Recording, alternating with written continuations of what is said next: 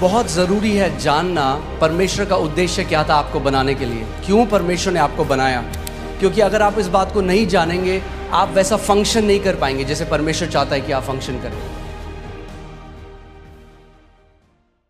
उत्पत्ति 1:26 पढ़ेंगे, इसमें लिखा है, फिर परमेश्वर ने कहा, हम मनुष्य को अपने स्वरूप के अनुसार अपनी समानता में बनाएं और वे समुद्र की मछलियों और आकाश के पक्षियों और घरेलू पशुओं और सारी पृथ्वी पर और सब रेंगने वाले जंतुओं पर जो पृथ्वी पर रेंगते हैं क्या करें?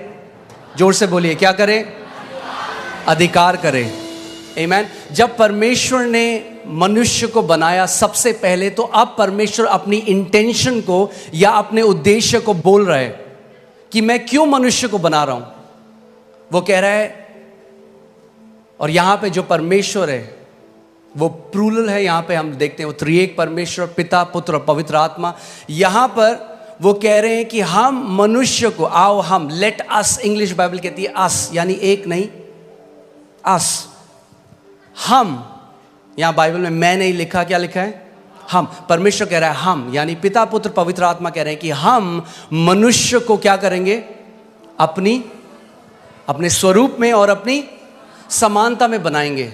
सो यू विल सी, आप देखेंगे कि ये पहली जगह है जहां पे परमेश्वर अपना उद्देश्य बता रहा है मानव जाति के लिए। और जब आप इसको समझेंगे तो आप जानेंगे कि क्यों परमेश्वर ने आपको रचा है और आपका उद्देश्य इस पृथ्वी में क्या है। आमीन। वो कह रहा है, मैं उनको अपनी समानता में बनाऊंगा, अपने अनुसार, अपने स्वरूप में बनाऊंगा, और फिर वो क्या करेंगे? बोलिए, अधिकार रखेंगे। मगर ये अधिकार नॉर्मल अधिकार नहीं है। ये अधिकार इंग्लिश का वर्ड डोमिनियन है, जिसका मतलब है शासन अधिकार, या जिसको बोलते हैं प्रभुत्व। कि वो क्या करेंगे पृथ्वी पे? बोलिए, प्रभुता करेंगे, प्रभुता करेंगे। सो परमेश्वर का इंटेंशन मनुष्य को बनाने का ये था कि मनुष्य जो है वो प्रभुता करेगा। आमीन। सो इस बात को समझिए, परमेश्वर ने आपको जब बनाया, आपके डीएनए में उसने शासन अधिकार डाला है। मैंने आपको पहले ही बताया था, आप एक चम्मच से भी एक कील को कसने की कोशिश कर सकते हैं, मगर चम्मच उसके लिए नहीं बनी थी। आप किसके लिए बनाए गए? प्रभुता करने के लिए। बोलिए, प्रभुता करने के लिए। शैतान नहीं चाहता आप इस बात को जाने, क्योंकि सब रेंगने वालों के ऊपर भी प्रभु ने कहा तुम प्रभुता करोगे। और अदन की वाटिका में क्या आया था? रेंगने वाला आया था, मगर उन्होंने प्रभुता नहीं करी उसके ऊपर। इंग्लिश बाइबल कहती है, everything that creepeth upon the face of the earth, जो रेंगने वाला है। आमीन। सो परमेश्वर ने जब हमको बनाया, मैंने आपको पहले भी बताया था कि परमेश्वर, जेनेसिस में लिखा है, आदि में उसने आकाश और पृथ्वी की रचना करी। आकाश या हेवेंस जो बाइबल में कहती है, वो बात करता है अनसीन रेल्म की, अनदेखी। परमेश्वर का जो राज्य है आप इन आंखों से नहीं देख सकते, मगर वो इस जो आप आंखों से देख रहे हैं उससे भी ज्यादा वो रियल है। आमीन। उससे ज्यादा वो रियल है। आप आंखों से उसको नहीं देख सकते, बट वो रियल है। और परमेश्वर ने पृथ्वी की रचना करी। और परमेश्वर ने जब मनुष्य को बनाया तो क्या किया? सबसे पहले जब उसने मनुष्य को बनाया, बाकी सब चीज़ों को जो उसने बनाया अपने मुंह के वचन के द्वारा बनाया, मगर जब उसने मनुष्य को बनाया तो उसने उसको कैसे बनाया? अपने हाथों से उसने मिट्टी ली और एक मिट्टी से उसने हमारे शरीर को बनाया और अपनी आत्मा को मनुष्य के अंदर डाल दिया, जिसको हम इंग्लिश का शब्द ह्यूमन है, जो दो शब्द से मिलकर आता है, ह्यूमस यानी मिट्टी, और मैन जो हिब्रू भाषा में इश जिसका मतलब है आत्मा। तो परमेश्वर ने ये किया कि परमेश्वर ने कहा कि जो मनुष्य मैं बना रहा हूं, जो मिट्टी के अंदर मैं अपनी आत्मा को डाल रहा हूं, उनको मैं अधिकार दे रहा हूं इस पृथ्वी के ऊपर। किसी आत्मा को अधिकार नहीं है पृथ्वी के ऊपर। आप समझ रहे हैं मेरी बात? किसी भी आत्मा को, और परमेश्वर भी स्वयं आत्मा है। सो जब परमेश्वर ने पृथ्वी मनुष्यों को दी तो वो उस चीज से बाहर आ गया। उसने कहा तुम अधिकार रखो, उसने नहीं कहा हम अधिकार रखेंगे। उसने कहा तुम अधिकार रखो। आज लोग बोलते हैं अजी परमेश्वर तो सब चीज़ जी उसकी मर्जी के बिना तो पत्ता भी नहीं हिलता, सब चीज़ तो परमेश्वर कंट्रोल कर रहा है। मैं आपसे एक सवाल करता हूँ, क्या परमेश्वर आपको कंट्रोल कर रहा है? आप कंट्रोल हुए आज तक परमेश्वर से?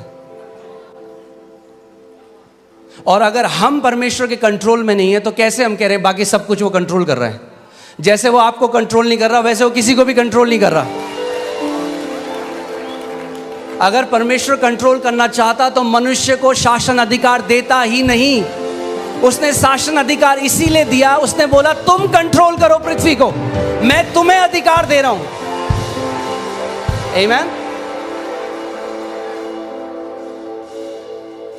कहेंगे ये जानना क्यों जरूरी है? ये जानना बहुत जरूरी है। अगर ये आप नहीं जानेंगे, यद्यपि आप पुत्र हैं, एक दास की तरह जीवन को जिएंगे। जो मसीह यीशु ने हमारे लिए मिराज छोड़ी है, जो इतनी महान है, इतनी ग्रेट है, आप कभी उस तक पहुंच नहीं पाएंगे। आमीन। इसीलिए हमें जानना है कि क्यों परमेश्वर ने हमें बनाया, हमारी सृष्टि करी और कैसे हम उस अधिकार में चल सकते हैं। आमीन। सो परमेश्वर ने आदम को बनाया, मगर सबसे पहले हमें देखना है कि आदम को परमेश्वर ने क्या बनाया था। सो लूका 3:38 जब आप पढ़ेंगे उसमें लिखा है इससे ये आया, इससे ये आया, इसने इसको पुत्र को जना, इसने इसको जना, और वह एनोश का, और वह शेत का, यानी एनोश शेत का, और वह आदम का, यानी शेत आदम का, और वह पढ़िए परमेश्वर का पुत्र था। तो आदम कौन था? आदम कौन था? परमेश्वर का पुत्र। परमेश्वर ने सबसे पहले मनुष्य को जब बनाया तो नौकर नहीं बनाया, पुत्र बनाया। और जब पुत्र बनाया तो पुत्र को अधिकार दिया शासन करने का, प्रभुता करने का, डोमिनियन करने का। आमीन। सो पहला आदम क्या था? पुत्र था। मैं चाहता हूं भजन संहिता 8 में चले जाएं। भजन संहिता 8 उसकी मैं 4 अध्याय से पढ़ूंगा, आप इसको ध्यान से सुनिएगा। तो फिर मनुष्य क्या है कि तू उसका स्मरण रखे, और आदमी क्या है कि तू उसकी सुधि ले, क्योंकि तूने उसको परमेश्वर से थोड़ा ही कम बनाया है। किसने बनाया मनुष्य को परमेश्वर से थोड़ा ही कम? परमेश्वर ने। लोग कहते हैं अच्छा तुम क्या समझ रहे हो अपने आप को? परमेश्वर के पुत्र जो उसने हमें बनाया है। अब कोई अगर आपको बोले अच्छा ये उनकी तरह बात कर रहा है, आपके पापा की तरह, कहना हाँ जी वो मेरे पापा हैं।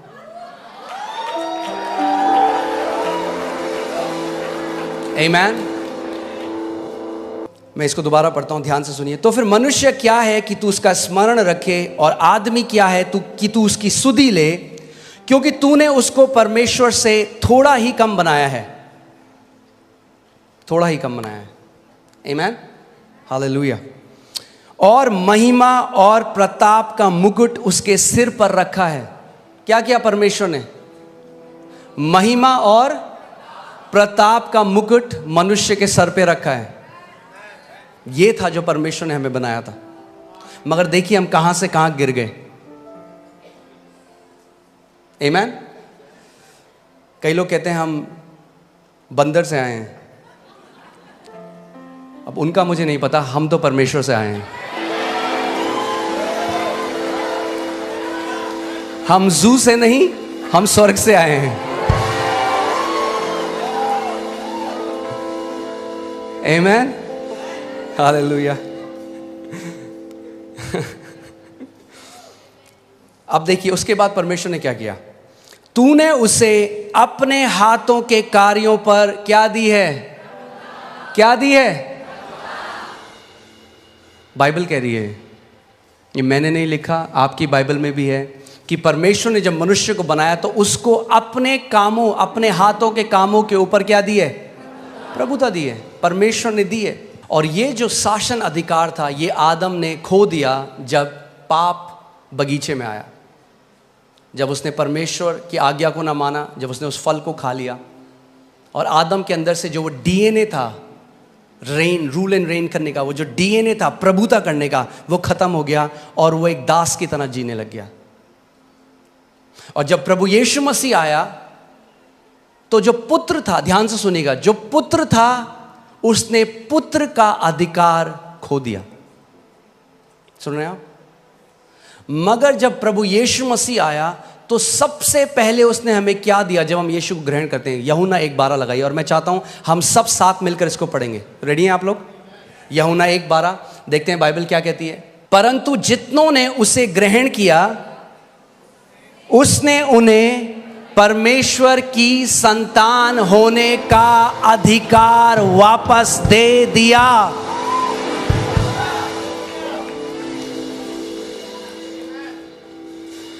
क्या दिया उसने आपको? अगर आपने यीशु को ग्रहण किया तो उसने आपको क्या किया?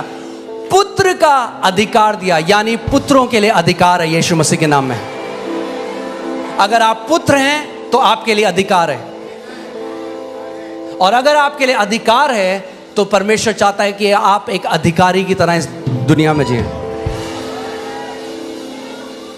देखो मैंने तुम्हें सांपों को और बिच्छुओं को रौंदने का, हालेलुया, परमेश्वर ने पूरे चर्च को, अपनी देह को, जो परमेश्वर की संतान है, उनको सांपों और बिच्छुओं को रौंदने का अधिकार दे दिया। मगर अगर आपने उस अधिकार को लिया नहीं तो जिंदगी भर दुष्ट आत्माएं आपको फुटबॉल बना के रखेंगे। तो वेट मत करिए डोमिनियन में बढ़ने का कि जब तक आपको कोई ऐसी न्यूज़ ना आ जाए कि भाई कोई बहुत भयंकर बीमारी हो गई है। अगर हम जुखाम में प्रभुता नहीं कर पाए, छोटे से सरदर्द में प्रभुता नहीं कर पाए, तो बड़े में भी नहीं कर पाएंगे। छोटे से शुरू करना शुरू करिए। छोटा सा पेट में दर्द होता है,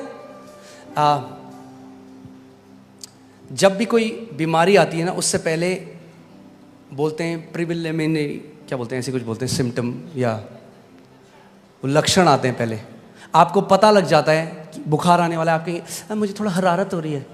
वो हरारत है टाइम अधिकार लेने का। वेट मत करो जब 104 हो जाए बुखार होता, बोलो ओ प्रभु तेरे कोड़े खाने से।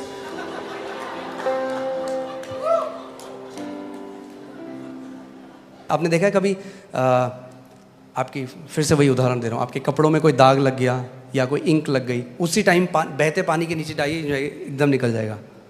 उसको छोड़ दीजिए 2 हफ्ते, अब आप रगड़ने, अब बोले यीशु के नाम में, यीशु के नाम में। अगर जैसे ही लक्षण लगे खड़े हो जाओ, बोलो in the name of Jesus, शैतान मैं तुझे अनुमति नहीं देता मेरे शरीर को छूने की। You will not touch my body in Jesus name, out of my body. Amen. उस समय अधिकार लो। अरे पास्टर ज्यादा कुछ नहीं, थोड़ा सा थायराइड है, हाँ ठीक है रख लो फिर, थोड़ा सा खाते रहो दवाइयां पूरे साथ। मैं आपको कंडेम नहीं कर रहा हूं, प्लीज मेरा हार्ट समझिए। क्यों रखो थोड़ा सा भाई? मैं बोलूं मैंने आपके लिए बहुत बढ़िया केक बनाया, थोड़ा सा जहर डाला इसमें, थोड़ा सा खा लो। खाओगे आप वो? बोलो थोड़ा सा नहीं चलता। मेरी देह पवित्र आत्मा का मंदिर है और कोई बीमारी इसमें उसको महिमा नहीं देती। आप जानते हैं आदन के बगीचे में एक सांप आया था ईव के पास, आज भी आता है आपके पास, मगर अब प्रभु यीशु मसीह ने आपको सांपों को और बिच्छुओं को रौंदने का अधिकार दिया है।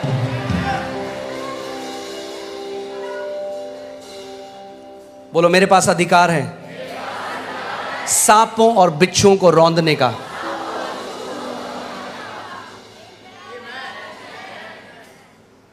आगे बढ़ते हैं। और शत्रु की सारी सामर्थ पर अधिकार दिया है। शत्रु की सारी सामर्थ पर अधिकार दिया है।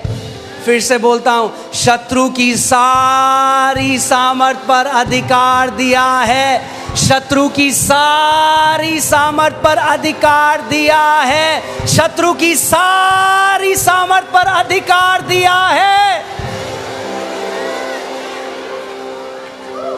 दूंगा नहीं, दिया है।